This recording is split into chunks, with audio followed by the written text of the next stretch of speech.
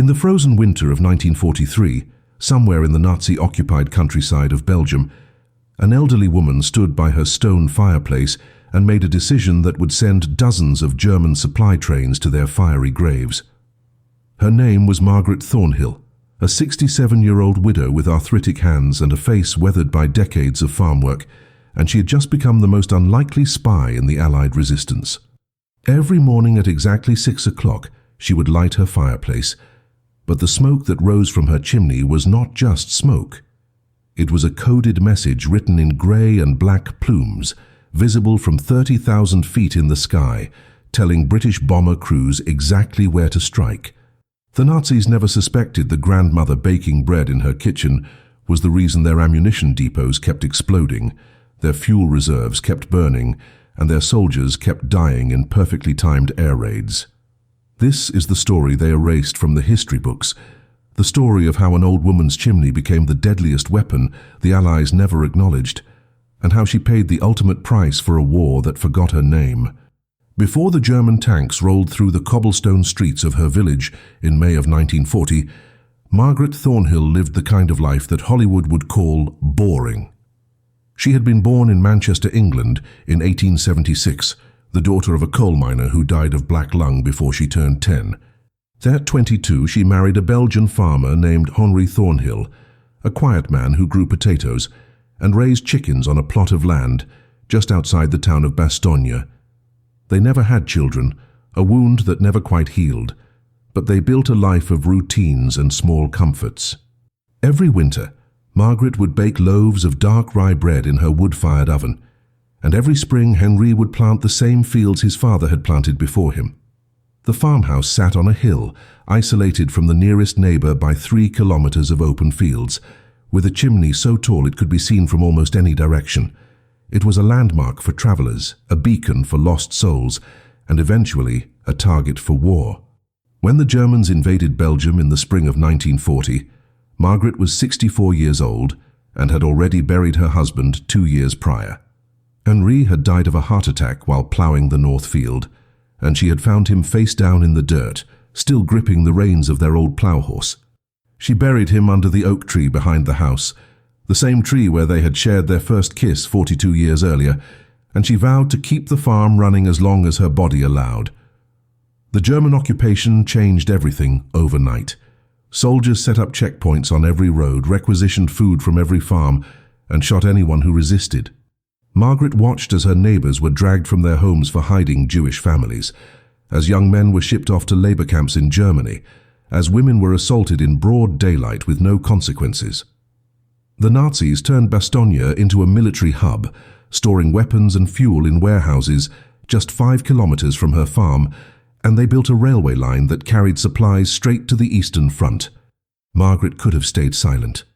She could have kept her head down, baked her bread, and survived the war as thousands of others did. But something inside her refused to accept the occupation as permanent. She had lived through the First World War, had seen the Kaiser's army march through Belgium in 1914, and she had watched them retreat in defeat 4 years later. She knew that empires fall, that tyrants die, and that wars always end, but only if people fight back. The problem was that she was not a soldier, not a saboteur, not even particularly strong anymore. Her hands shook when she carried firewood, her back ached after an hour of work, and her eyesight was failing. What could an old woman possibly do against the most powerful military machine in Europe? The answer came to her one cold November morning in 1942, when she looked up at her chimney and realized that the smoke was visible from everywhere. She had noticed the British planes flying overhead at night, dropping bombs on German positions with increasing frequency, but their accuracy was terrible. They would miss their targets by kilometers, hitting empty fields or civilian homes, instead of the ammunition depots and fuel tanks that sat just beyond her farm. Margaret understood why. The pilots were flying in darkness, navigating by crude maps and guesswork, with no way to distinguish one patch of Belgian countryside from another. They needed a signal, a landmark, something to guide them to the exact location of the Nazi supplies, and Margaret realized that her chimney could be that signal. She began experimenting with different types of wood, learning how to control the color and density of the smoke, by adjusting what she burned. Wet oak produced thick white smoke that rose straight up.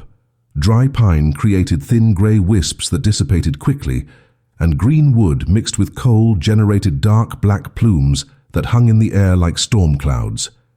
She could write messages in smoke, she realized, if someone was watching from above. The next step was making contact with the Allies, and that was where the real danger began. Margaret knew that the Belgian resistance operated in the forests around Bastogne, but she had no idea how to reach them without getting herself killed. The Nazis had informants everywhere, neighbors who would sell out their own families for an extra ration of bread, and one wrong word could mean a bullet in the back of the head. She decided to take the risk anyway. One Sunday morning, she walked to the village church, the only place where people still gathered without raising German suspicion, and she waited for the right moment. After the service, she approached a young priest named Father Luke, a man she had known since he was a boy, and she whispered a single sentence that would change everything. She told him she wanted to help, and she asked him to send word to London. Father Luke did not respond immediately, and for 3 agonizing days Margaret heard nothing. She went about her daily routines with the same mechanical precision as always, feeding her chickens, chopping firewood, baking her bread, but every sound made her flinch. Every knock on the door could be the Gestapo coming to arrest her. Every footstep outside could be a German soldier sent to execute her for treason. She had made her move, and now all she could do was wait and pray that the young priest had not betrayed her. On the 4th night, just after midnight, she heard a soft tapping on her back window, the kind of sound that could easily be mistaken for a branch scraping against glass. She grabbed the kitchen knife she now kept under her pillow and crept to the window, her heart hammering so hard she thought it might burst. When she pulled back the curtain, she saw Father Luke standing in the darkness, his face pale and drawn, and behind him stood 2 men she had never seen before. They wore civilian clothes, but they moved like soldiers, and their eyes scanned the shadows with the constant vigilance of men who expected death at any moment. Margaret let them inside without a word, and the 4 of them sat around her kitchen table in near silence, speaking only in whispers. The 2 strangers introduced themselves as members of the Belgian resistance, operatives who had been working with British intelligence since the occupation began. They told her that Father Luke had vouched for her, that London had been informed of her offer, and that they were there to determine if her plan was feasible. Margaret explained everything, pointing to her chimney and describing how she could control the smoke, how the plumes could be seen from high altitudes, and how she could use different patterns to communicate specific information. The resistance fighters listened carefully, asking questions about timing, visibility, and German patrols in the area. They wanted to know if she understood the risk, if she realized that the moment the Nazis figured out what she was doing, they would torture her for names and then shoot her in the town square as an example.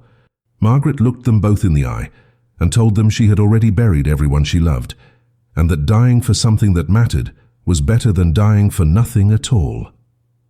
The plan took shape over the next 2 weeks, refined through a series of midnight meetings in Margaret's kitchen. The resistance provided her with a code book, a small leather-bound notebook filled with smoke patterns that corresponded to specific targets. A single thick column of black smoke meant ammunition depot, 2 short bursts of white smoke meant fuel tanks, and alternating black and white plumes meant troop transport trains on the nearby railway line. The bombers would fly over her farm at predetermined times, usually just before dawn when visibility was best, and Margaret would light her fire according to the intelligence the resistance had gathered. The system was brilliantly simple, almost primitive in its design, and that was exactly why it worked. The Germans were looking for radio transmitters, for coded letters, for underground networks of armed saboteurs, but they were not watching an old woman's chimney. Margaret practiced every night, learning to control the fire with the precision of a master craftsman, adjusting the airflow, timing the addition of fuel, creating smoke signals that could be read from miles away. She turned her grief into purpose, her loneliness into defiance, and her fireplace into a weapon of war. The first test came on a freezing morning in early December of 1942, when the resistance informed Margaret that a German ammunition train would be parked at the Bastogne railway depot for refueling. She woke at 4 in the morning, her fingers numb from the cold, and began building her fire according to the code. She burned wet oak mixed with coal, creating a thick black column that rose into the pre-dawn sky like a pillar of darkness. At exactly 5:30, she heard the distant rumble of engines, the unmistakable sound of British Lancaster bombers approaching from the west. She stood in her doorway and watched as they passed overhead, their silhouettes barely visible against the clouds. And then she waited. 3 minutes later, the horizon erupted in orange flame, the sound of the explosion rolling across the fields like thunder. The ammunition train had been destroyed, along with enough shells and bullets to supply an entire German division for a month. Margaret did not celebrate, did not allow herself even a moment of satisfaction, because she knew this was only the beginning. The Germans responded with predictable fury, launching investigations, interrogating villagers, and executing suspected resistance members in public hangings meant to terrify the population into submission. They never once looked at the old woman on the hill, the widow who baked bread and lived alone with her chickens.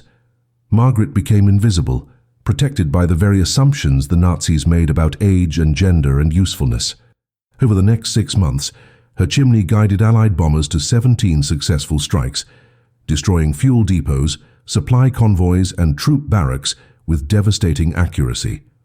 The Germans could not understand how the British suddenly knew exactly where to bomb, how their intelligence had become so precise, and they tore the region apart looking for spies.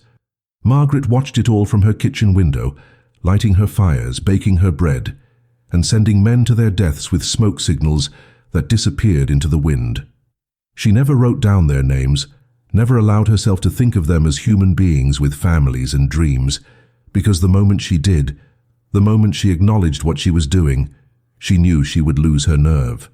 By the spring of 1943, Margaret Thornhill had become a ghost in her own life, a woman who existed in 2 separate realities that never quite touched.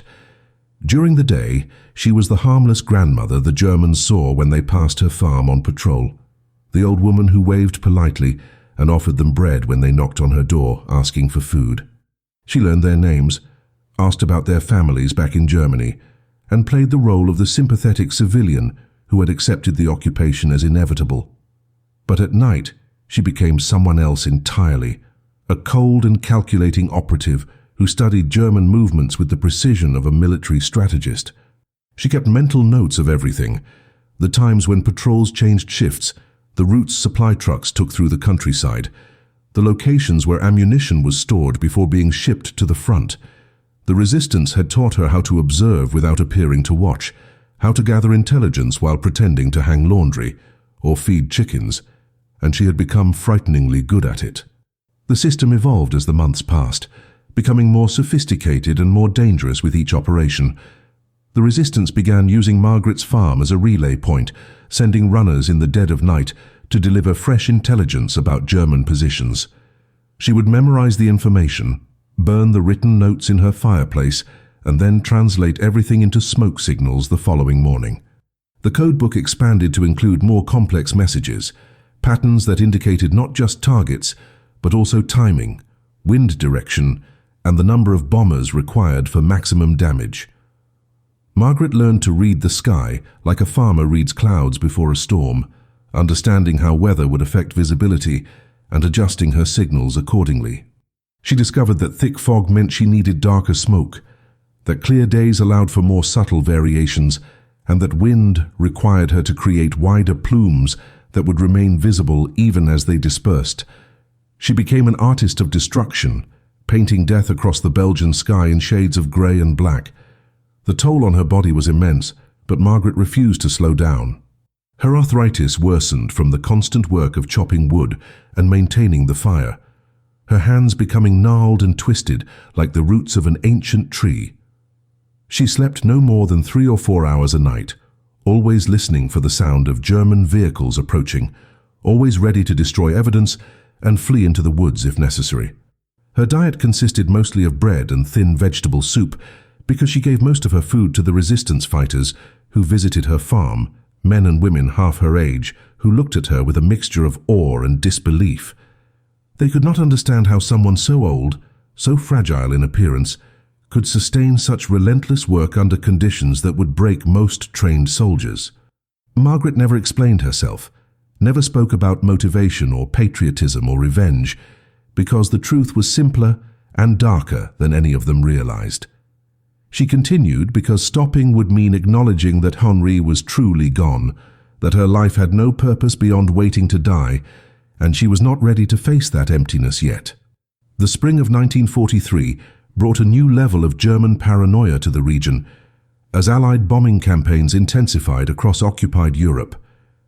The Nazis began implementing stricter controls, requiring every civilian to register their activities, monitoring chimney smoke for unusual patterns, and executing entire families suspected of collaboration with the resistance. Margaret knew her window of safety was closing, that eventually someone would notice the correlation between her smoke and the bombing raids, but she also knew that the war was reaching a critical phase. The resistance told her that an Allied invasion was being planned, that every German soldier killed in Belgium was one less soldier who would be waiting on the beaches of France, and that her work was saving lives even as it ended others. She made peace with the mathematics of war, accepting that her small acts of sabotage were drops in an ocean of blood, but drops that mattered nonetheless. One morning in late April, as Margaret prepared her fire for another signal, she noticed something that made her blood run cold. A German officer had positioned himself on the ridge overlooking her farm, standing perfectly still, with binoculars raised to his eyes. He was not part of the regular patrol, not one of the young soldiers she had learned to charm with fresh bread and kind words. This man was older, methodical, and he was watching her chimney with the focused intensity of someone conducting surveillance. Margaret continued her work as if nothing was wrong, lighting the fire exactly as she had planned, creating the smoke pattern that would guide bombers to a fuel depot 5 kilometers north. But as the smoke rose into the morning sky, she knew with absolute certainty that her time was running out, that the invisible protection of age and assumption had finally failed, and that the next knock on her door would not be a friendly patrol asking for food. The German officer returned the next day, and the day after that, always at the same time, always standing on the same ridge with his binoculars trained on Margaret's chimney. He never approached the house, never spoke to her, never gave any indication that he suspected anything beyond routine observation. But Margaret knew better. She had lived long enough to recognize the difference between casual surveillance and active investigation, and this man was building a case against her with the patient methodicity of a predator studying its prey.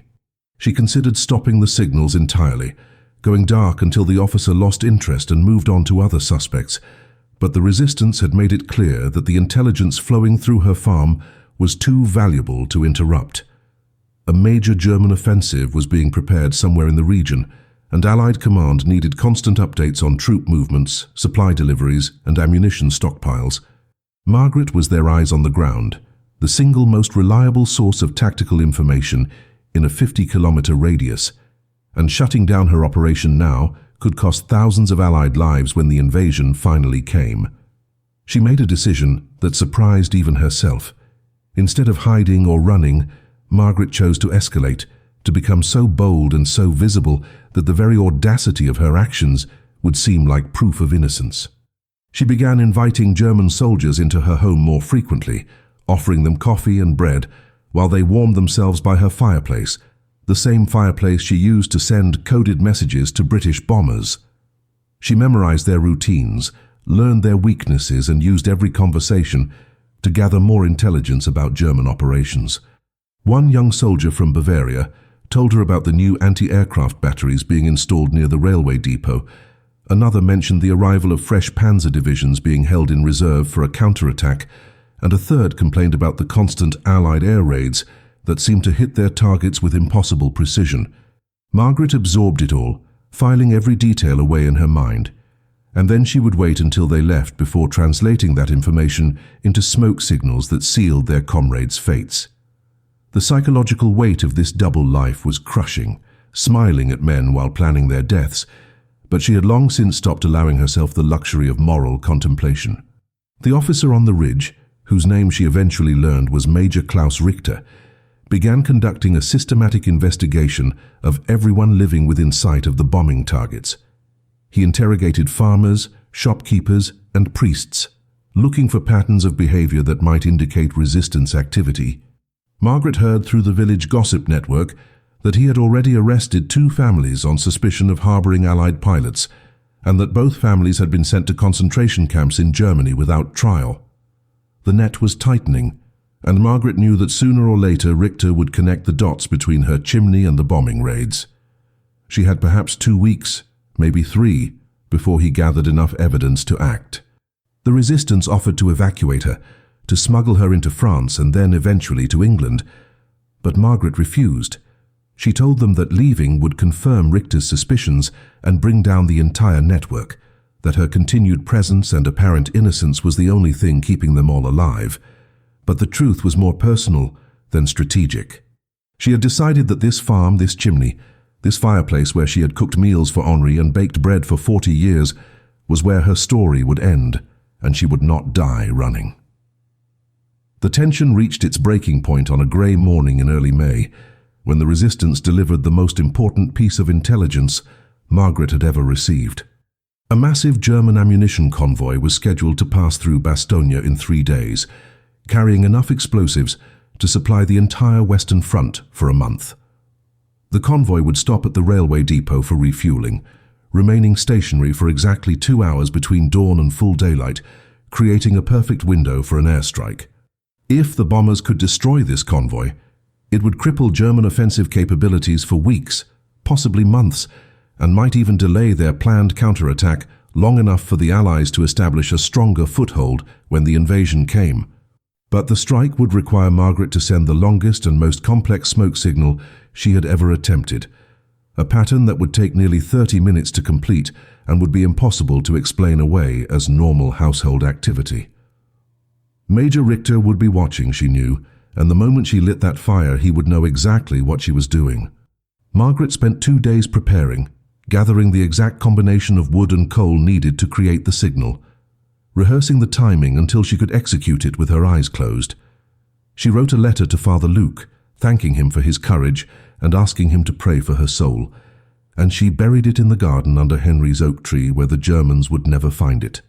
On the night before the convoy arrived, she sat in her kitchen and allowed herself one moment of weakness, one brief acknowledgement of the fear that had been building in her chest for months. She thought about Henri, about the life they had built together, about the children they never had, and the future that had been stolen from them by wars and empires and men who valued power over peace. She thought about the 67 years she had lived, the mundane routines and small joys that had filled her days, and she realized that everything she had been, everything she had done, had led her to this single moment. When dawn broke over the Belgian countryside, Margaret Thornhill lit her fireplace for the last time, and she created a smoke signal so perfect, so unmistakable, that it could be seen from 30,000 feet in the sky. The smoke rose into the pre-dawn sky in thick black columns, each plume carefully timed and controlled, creating a pattern that spelled out exact coordinates, timing, and the nature of the target. Margaret worked the fire with hands that no longer trembled, adding wet oak for dense black smoke, then switching to dry pine for thin grey wisps, then back to coal-soaked wood for another dark burst. She could see Major Richter on the ridge even in the dim light, his silhouette unmistakable as he raised his binoculars and focused directly on her chimney. She did not hide, did not pretend, did not even pause in her work. For 28 minutes she performed her deadly choreography, building and controlling the fire with the skill of someone who had done this 100 times before, and when the final plume dissipated into the morning air, she walked to her kitchen window and waited. She could see Richter descending from the ridge, moving quickly now, no longer observing but acting, and she knew that German vehicles would be arriving at her farm within minutes. She had perhaps 10 minutes of freedom left, 10 minutes to decide how this story would end. Margaret did not run. She poured herself a cup of ersatz coffee from the pot on her stove, the terrible chicory substitute that had replaced real coffee years ago, and she sat at her kitchen table in the same chair where she had eaten breakfast with Henri for 4 decades. She could hear the distant rumble of engines approaching, the mechanical growl of German military vehicles racing up the dirt road toward her farm. She thought about destroying the codebook, burning it in the fireplace to protect the other operatives in the network, but she realized it did not matter anymore. The resistance had already changed their codes, already moved to new safe houses, already adapted to the reality that her farm had been compromised. Her part in this war was finished, and what happened next would unfold regardless of what she did in these final moments. She sipped her terrible coffee and listened to the sound of boots on her front steps, heavy and deliberate, the footsteps of men who had come to kill. The door burst open without warning, German soldiers flooding into her small kitchen with rifles raised, and voices shouting commands in a language she had never bothered to learn. Major Richter entered last, moving with calm authority, his face expressionless as he surveyed the scene. He looked at Margaret sitting calmly at her table, at the fireplace still smouldering with evidence, at the chimney visible through the window, and something like satisfaction crossed his features. He had been right, his instincts confirmed, his weeks of patient observation finally validated. He gestured to his soldiers, and they seized Margaret by her arms, yanking her to her feet with a violence that sent pain shooting through her arthritic shoulders. Richter began asking questions in broken French, demanding to know who she worked for, how she communicated with the Allies, and what other operatives were part of her network. Margaret looked him directly in the eyes and said nothing, her silence more defiant than any words could have been. She had made her peace with death weeks ago, and she would not give these men the satisfaction of seeing her beg or break. The interrogation continued in her kitchen for nearly an hour, Richter's questions becoming more aggressive as Margaret's silence persisted. He threatened her with torture, with execution, with the destruction of the entire village if she did not cooperate, but she remained as still and quiet as stone. The soldiers searched her house, tearing through drawers and cupboards, looking for radios or weapons or written evidence of espionage, but they found nothing except an old woman's simple possessions and a fireplace that had been used exactly as fireplaces had been used for centuries. Richter knew what she had done, knew that her smoke had guided the bombers, but knowing and proving were different things, and without a confession or physical evidence, his case would remain circumstantial. He made a decision then, one born of frustration and military pragmatism, and he ordered his soldiers to take Margaret to the Gestapo headquarters in Brussels for enhanced interrogation. She would be transported that afternoon, held in a cell until professional interrogators could extract the information he needed, and then she would be executed as a spy and saboteur. But as the soldiers dragged Margaret toward the door, as Richter prepared to leave her farm and return to his command post, the sky above Bastogne began to fill with the sound of approaching aircraft. The British bombers had received Margaret's signal, had decoded her smoke pattern with perfect accuracy, and they were arriving exactly on schedule to destroy the German ammunition convoy. Richter's face went white as he realized what was about to happen, as he understood that this old woman had completed her mission even as she was being arrested, and that dozens of his countrymen were about to die because he had been too slow, too methodical, too committed to building an airtight case. He screamed orders at his soldiers, telling them to radio the convoy and warn them to disperse, but it was already too late. The first bombs fell at exactly 6:42 in the morning, striking the railway depot with devastating precision, and the ammunition convoy exploded in a fireball so massive that Margaret could feel the heat on her face even from 5 kilometers away. The windows of her farmhouse shattered from the concussion, the ground shook like an earthquake, and the morning sky turned orange with flame. Margaret smiled for the first time in months. Major Richter struck Margaret across the face with the back of his hand, the blow hard enough to split her lip and send blood running down her chin. His composure had shattered completely, his professional detachment replaced by raw fury as he watched the horizon burn with the destruction of an entire month's worth of German war materiel. He screamed at her in German, the words incomprehensible but the meaning clear, and his soldiers stood frozen in shock as their commanding officer lost control. Margaret did not react to the blow, did not raise her hand to her bleeding mouth, did not give him the satisfaction of seeing pain or fear in her eyes. She had won, and they both knew it. The convoy was destroyed, hundreds of German soldiers were dead or dying, and the Allied advance had been handed a victory that would ripple through the entire Western Front. Richter could torture her, could execute her, could erase her name from every record and bury her in an unmarked grave, but he could not undo what she had accomplished. The old woman had beaten the Third Reich with nothing but smoke and determination, and that reality burned worse than any fire. The journey to Brussels took 3 hours in the back of a military truck, Margaret's hands bound with rough rope and 2 armed guards watching her every movement. She sat in silence as the vehicle bounced along damaged roads, passing through villages that had been reduced to rubble by years of occupation and bombing. She saw civilians staring at the passing convoy with hollow eyes, children begging for food, and old men who looked away rather than witness another arrest. The war had devoured Belgium, had consumed its people and its future, and Margaret wondered if anything they were fighting for would survive the devastation.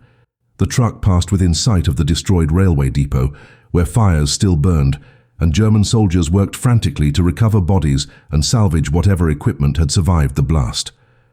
Margaret counted at least 40 craters, evidence of a bombing run so accurate and so thorough that it must have seemed like divine punishment to the men on the ground.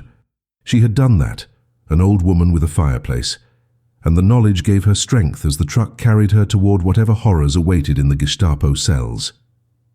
The Brussels headquarters was a requisitioned hotel that had been transformed into a fortress of fear, its elegant pre-war architecture now hiding interrogation rooms, holding cells, and execution chambers.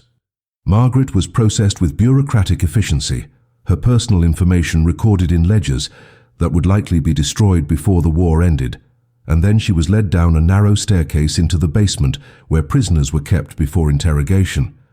The cell was barely 2 meters square, with stone walls that wept moisture and a single wooden bench for furniture. There was no window, no light except what filtered through the barred slot in the door, and the air smelled of blood and human waste. Other prisoners occupied the cells nearby. She could hear them coughing and weeping and praying in languages she did not understand, and she realized that she was surrounded by people who had made the same choice she had, ordinary civilians who had decided that resisting was worth dying for. She sat on the bench and allowed herself to rest for the first time in days, her body finally acknowledging the exhaustion that had been building for months. The interrogation began the following morning, conducted by a Gestapo officer named Hauptmann Schmidt, who spoke perfect French and approached his work with the cold professionalism of a surgeon. He did not shout or threaten, did not strike her or promise immediate death, but instead asked questions with polite insistence, as if they were discussing gardening techniques rather than espionage and mass murder. He wanted names, addresses, communication methods, the entire structure of the resistance network in the Bastogne region, and he made it clear that he had all the time in the world to extract this information. Margaret gave him nothing, not a single word beyond confirming her name and age, and Schmidt nodded as if he had expected this response. He explained calmly that resistance was pointless, that the Gestapo had broken tougher subjects than an elderly farm woman, and that prolonging the inevitable only increased suffering. He showed her photographs of other prisoners, men and women who had been tortured until they confessed, their bodies broken and their minds shattered, and he promised that she would look the same unless she cooperated. Margaret looked at the photographs without flinching and remained silent. The torture began on the 3rd day, and it was worse than anything Margaret had imagined in her darkest moments. Schmidt employed techniques designed to maximize pain while minimizing the risk of accidental death, methods refined through years of practice on countless victims. He wanted her alive and coherent enough to provide useful information, and he was willing to spend weeks achieving that goal. Margaret endured hours of beatings, electric shocks, and water torture, her body screaming for mercy, while her mind retreated to memories of Henri, of their farm, of quiet mornings before the war, when the only smoke rising from her chimney carried the scent of bread baking. She discovered reserves of strength she had not known existed, a core of defiance forged from decades of surviving poverty, loss, and loneliness. Schmidt broke her fingers one by one, shattered her ribs and burned her skin with cigarettes, but he could not break her silence. After 2 weeks, he admitted defeat, telling his superiors that the prisoner was either genuinely ignorant of wider resistance operations or possessed a willpower that transcended normal human capacity. Either way, she had no more intelligence value, and her execution was scheduled for the following Monday. Margaret spent her final days in that basement cell, drifting between consciousness and delirium, her broken body struggling to perform even the most basic functions. The guards brought her water and thin soup twice a day, not out of compassion, but to keep her alive long enough for the scheduled execution, and she forced herself to swallow despite the pain in her shattered ribs.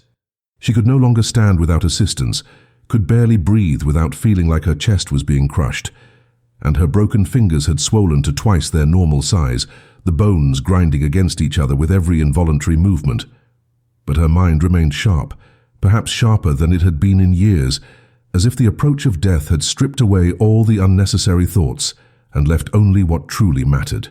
She thought about the convoy she had destroyed, about the soldiers who would never reach the front lines, about the Allied lives saved by her smoke signals, and she calculated the mathematics of her sacrifice.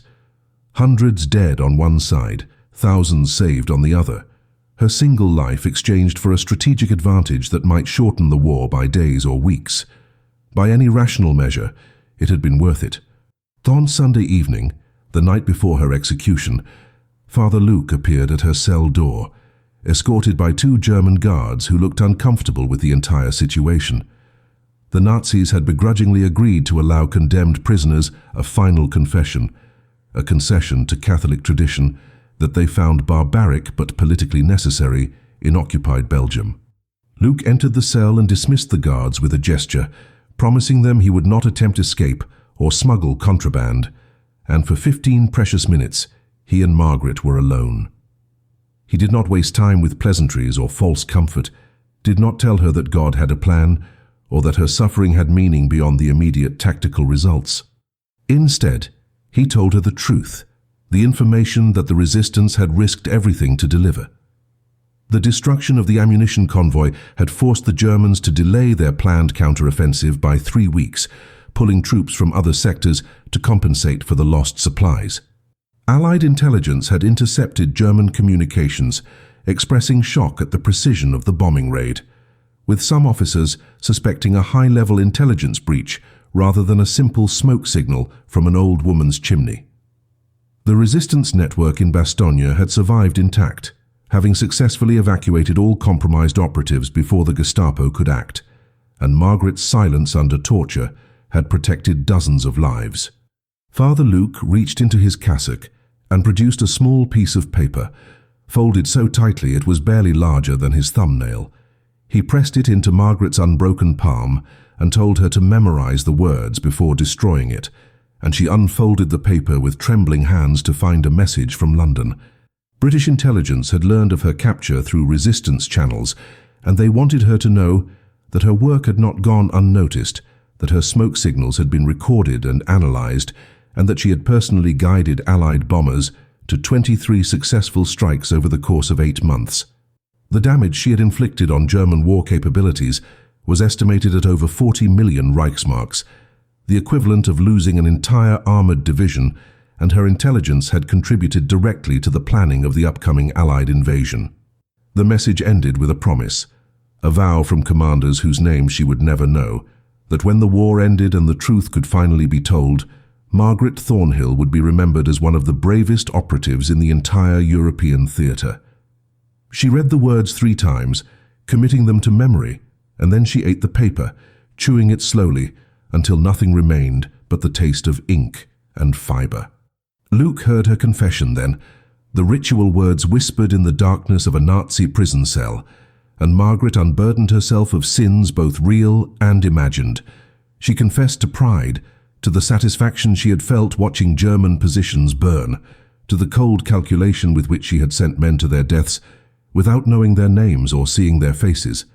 She confessed to doubt, to the moments when she had questioned whether her actions made any difference, whether one old woman could truly impact a war fought by millions.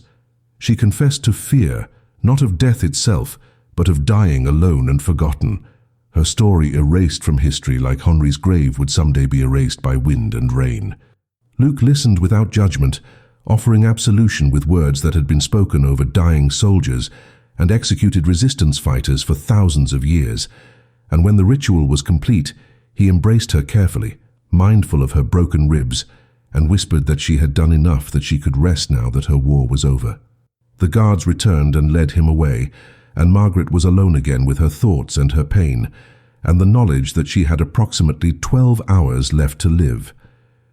She did not sleep that final night, could not bear to waste her remaining time in unconsciousness when there was still so much to think about, so many memories to revisit one last time. She thought about her childhood in Manchester, about the coal dust that stained everything black and the sound of miners coughing themselves to death in the night. She thought about meeting Henri at a village dance in Belgium, about how shy he had been, and how she had needed to ask him to dance first because he would never have found the courage. She thought about their wedding, about planting their first crop together, about the baby she had miscarried in the second year of their marriage, and the 2 more that followed, each loss carving deeper wounds that never quite healed. She thought about the empty years after Henri died, about the loneliness that had threatened to consume her until the war gave her something to fight for, something to fill the void where her family should have been. And she thought about her chimney, about the smoke signals that had been her voice when all other forms of resistance seemed impossible, about how something as simple as burning wood could become an act of defiance powerful enough to shake an empire. Dawn came slowly, grey light filtering through the slot in her cell door, and Margaret heard the sound of boots approaching down the corridor. The execution squad had arrived, 6 soldiers and an officer, all of them looking like they would rather be anywhere else in the world. They opened her cell and helped her to her feet, supporting her weight as her legs buckled, and they led her up the stairs and out into a courtyard where a wooden post had been erected against a bullet-scarred wall. The morning air was cold and clean, the first fresh air she had breathed in weeks, and she filled her damaged lungs with it despite the pain. Other prisoners were being led out as well, a dozen men and women who had committed the crime of refusing to accept occupation, and they were lined up against the wall in a silent row. Margaret took her place among them, her back against the post, and she looked up at the sky one final time, watching the clouds drift overhead, wondering if smoke from some distant chimney was rising into that same grey expanse. The execution officer read out the charges in German, his voice flat and bureaucratic, reciting accusations of espionage, sabotage, and crimes against the Reich with the same tone one might use to read a grocery list. Margaret understood none of the words, but grasped their meaning from context and from the faces of the other condemned prisoners standing beside her. Some wept quietly, others prayed with moving lips, and one young man stood defiant with his chin raised and his eyes blazing with hatred. Margaret felt strangely calm, as if she were watching the scene from a great distance rather than living it, and she realized that the torture had burned away her capacity for fear along with so much else. The officer finished reading and stepped back, nodding to the firing squad, 6 young soldiers who looked barely old enough to shave and who gripped their rifles with white-knuckled hands. They had probably never executed civilians before, Margaret thought, had probably imagined war as something heroic and glorious, rather than standing in a cold courtyard shooting old women and shopkeepers. She almost felt sorry for them, for the nightmares they would carry home when this was over, for the moment they would realize that following orders did not absolve them of what they had done. The officer raised his hand, ready to give the command to fire, when the air raid sirens began to wail across Brussels. The sound cut through the morning like a knife, rising and falling in urgent waves, and within seconds the courtyard erupted into chaos. German soldiers ran for cover, shouting orders and scrambling toward the underground shelters, while the execution squad broke formation and sprinted for the nearest building. The condemned prisoners stood frozen against the wall, uncertain whether to run or remain, whether this was some kind of trick or a genuine Allied bombing raid. Margaret heard the distant rumble of aircraft engines, growing louder with each passing second, and she began to laugh, a sound that started as a quiet chuckle and built into something wild and uncontrollable.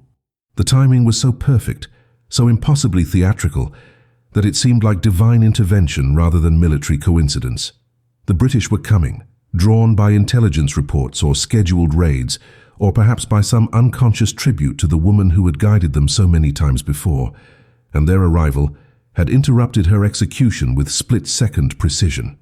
The first bombs fell on the eastern edge of Brussels, targeting the railway yards and industrial complexes that fed the German war machine, and the concussion rattled windows and shook dust from the courtyard walls. More bombs followed, walking across the city in a methodical pattern, and Margaret could track their progress by sound alone, remembering the countless raids she had guided from her farmhouse kitchen. She knew exactly what was happening above those clouds, could picture the bomber formations releasing their payloads, could imagine the navigators checking coordinates and the pilots fighting to keep formation through flak and fighter attacks. One of those navigators might have used her smoke signals, might owe his life to intelligence she had provided, might be unknowingly bombing the city where she was about to die.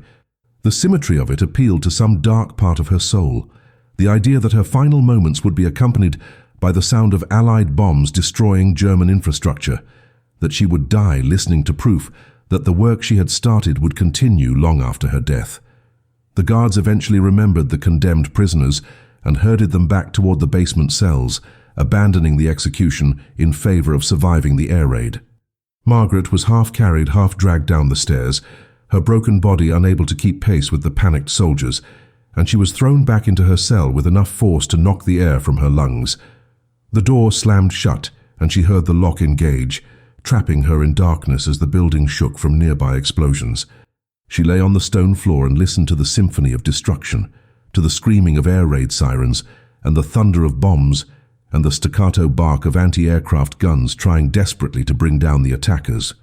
The raid lasted for 43 minutes, long enough to reduce entire neighborhoods to rubble, and when the all-clear finally sounded, Margaret was still alive, still breathing, still waiting for death to claim her in whatever form it would take.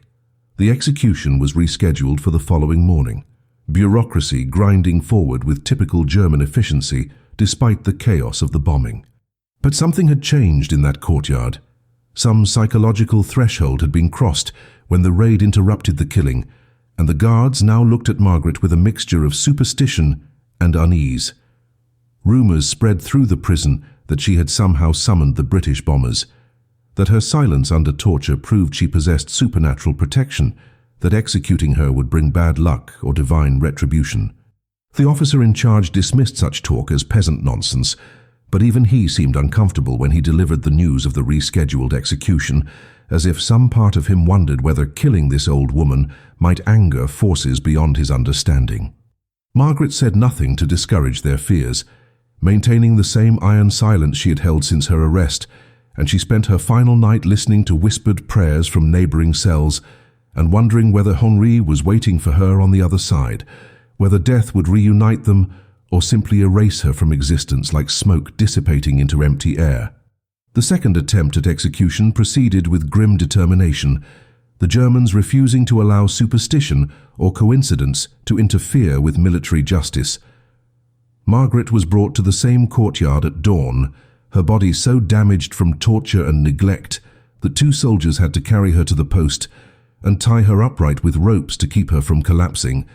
The other condemned prisoners from the previous day were gone, either executed privately or transferred to concentration camps, and Margaret stood alone against the wall facing the firing squad. The morning was clear and cold, the kind of perfect spring day that Henri would have loved, and she could see birds circling overhead, oblivious to the human drama unfolding below. The execution officer read the charges again, his voice sharper and more impatient than before, as if personally offended that this old woman had survived an extra 24 hours. The firing squad took their positions, raised their rifles, and waited for the final command. Margaret closed her eyes and thought about smoke rising from her chimney, about Henri's hands rough from farm work, about bread baking in her oven on quiet mornings before the world went mad. She had lived 67 years, and she was ready for it to end. The rifles fired in a ragged volley, the sound echoing off the courtyard walls like thunder in a confined space. Margaret felt the impact as a series of hammer blows to her chest and abdomen, pain so intense it transcended sensation and became something else entirely, a white-hot emptiness that spread through her body with terrible speed. She slumped forward against the ropes that held her upright, blood soaking through her dress and pooling on the cobblestones beneath her feet, and she waited for darkness to take her.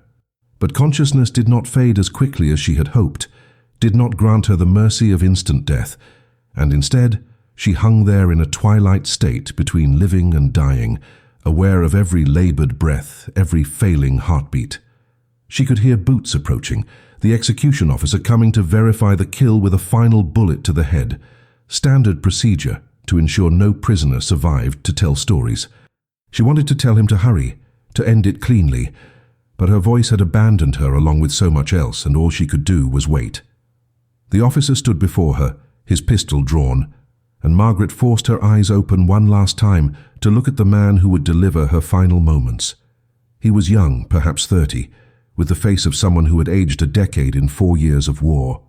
Their eyes met, and something passed between them, some shared understanding that transcended nation and ideology and the machinery of violence that had brought them to this moment.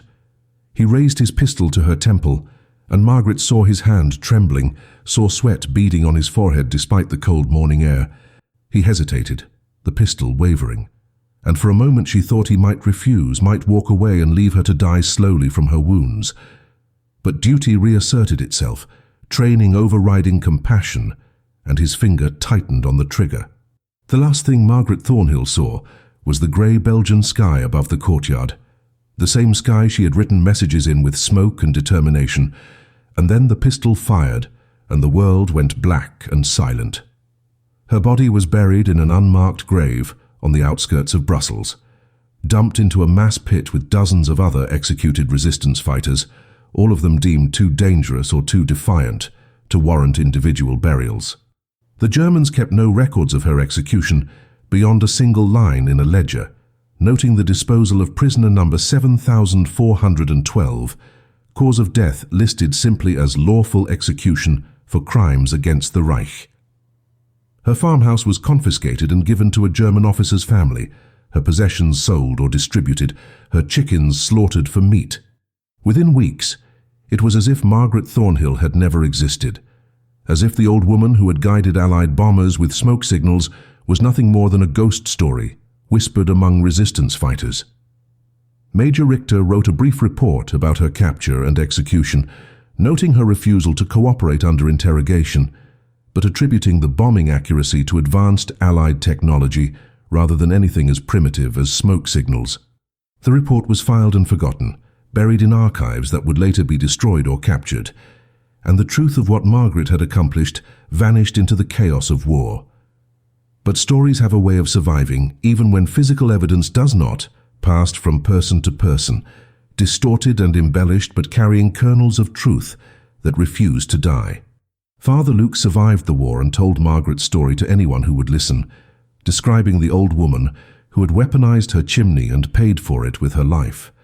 The resistance fighters who had worked with her scattered across Europe, carrying memories of the grandmother spy who had never asked for recognition or reward, who had simply done what needed to be done because no one else could.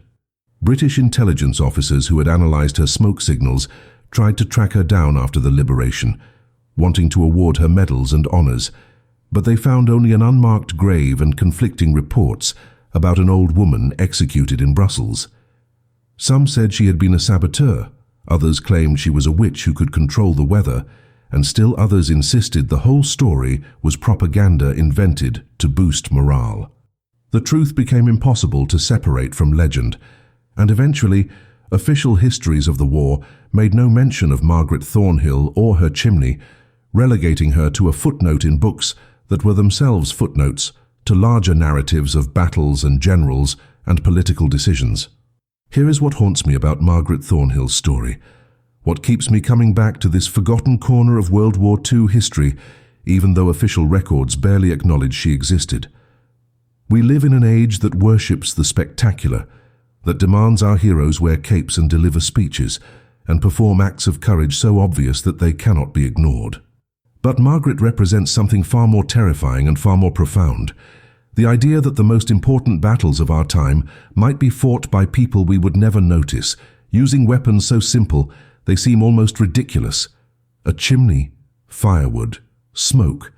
That was her entire arsenal, and with it she inflicted more damage on the Nazi war machine than most trained soldiers managed in years of combat. She did not ask for permission, did not wait for someone to recruit her or train her or tell her what needed to be done. She simply looked at the tools available to her, at the single advantage her circumstances provided, and she weaponized it with a ruthlessness that professional spies would have envied. The question that keeps me awake at night is this: how many other Margaret Thornhills died in unmarked graves without anyone ever knowing what they accomplished? The mathematics of her sacrifice are staggering when you actually sit down and calculate them. 23 confirmed bombing raids guided by her smoke signals over 8 months of operation. An estimated 40 million Reichsmarks in destroyed German materiel, hundreds of soldiers killed, critical supply lines disrupted at moments when the Allies needed every advantage they could get.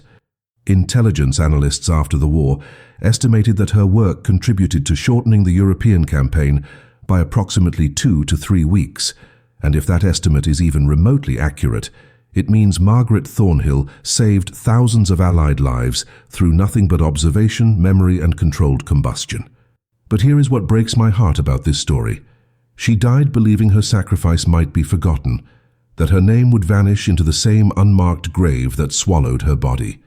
She never knew that British intelligence would spend years trying to find her after the war, that Father Luke would spend his entire post-war life documenting her story, that resistance fighters would tell their grandchildren about the old woman who fought the Nazis with a fireplace. She died alone and in pain, tortured and executed, with no assurance that any of it mattered. Think about what that means for a moment. Margaret Thornhill made the decision to become a spy at 64 years old, an age when most people are planning retirement or spending time with grandchildren. She had already lived through one world war, had already buried the love of her life, had already survived poverty and loss and loneliness that would have broken most people. She could have hidden, could have kept her head down, could have survived the occupation like millions of others who made the rational choice to prioritize their own survival. No one would have blamed her for choosing safety over resistance, for deciding that at her age, with her limitations, she had already given enough to a world that had taken everything from her. But she looked at what was happening around her, at the evil being normalized and the violence being accepted as inevitable, and she decided that doing nothing was worse than dying. That choice, that fundamental rejection of passivity in the face of atrocity, is what separates heroes from bystanders, and it is a choice that every generation must make in different forms. The lesson of Margaret Thornhill is not that we should all become spies or saboteurs or resistance fighters. The lesson is that impact has nothing to do with credentials or official permission or waiting for someone else to solve the problem. She had no training, no support network, no resources beyond what she could scavenge from her own failing farm. What she had was clarity about what needed to be done and the willingness to pay any price to do it. How many times in your own life have you seen something wrong, something unjust, something that demanded action, and you convinced yourself that you were not qualified to help, that someone more capable would handle it, that your contribution would be too small to matter? Margaret teaches us that those excuses are lies we tell ourselves to avoid risk, to protect our comfort, to maintain the illusion that we are not responsible for the world we inhabit. She teaches us that a single person with limited resources and unlimited determination can change the course of history, even if that change is never officially recognized or properly rewarded. So I want you to ask yourself this question, and I want you to answer it honestly, without the protective layers of cynicism or rationalization that we use to avoid uncomfortable truths. If you were in Margaret's position, if you saw a way to resist tyranny that would almost certainly cost you your life, would you take it? Would you sacrifice your remaining years, your physical safety, your comfortable obscurity for the possibility of making a difference? Or would you choose survival? Would you tell yourself that one person cannot change anything? Would you wait for someone else to be the hero? There is no wrong answer here, no. Judgment for choosing self-preservation over martyrdom. But the question itself is important because it forces us to confront who we actually are versus who we imagine ourselves to be. Margaret Thornhill made her choice on a cold November morning in 1942, and she paid for it with everything she had. Her story survives not because she sought recognition, but because people like Father Luke refused to let it die, because resistance fighters passed it down through generations, because somewhere in the collective memory of World War II, there remains a space for the old woman who fought the Nazis with smoke from her chimney. She deserves more than an unmarked grave and a disputed legend. She deserves to be remembered as what she truly was, proof that ordinary people can perform extraordinary acts of courage when they stop waiting for permission and start using whatever tools they have available. That is her legacy, and that is why her story matters more today than it did 80 years ago.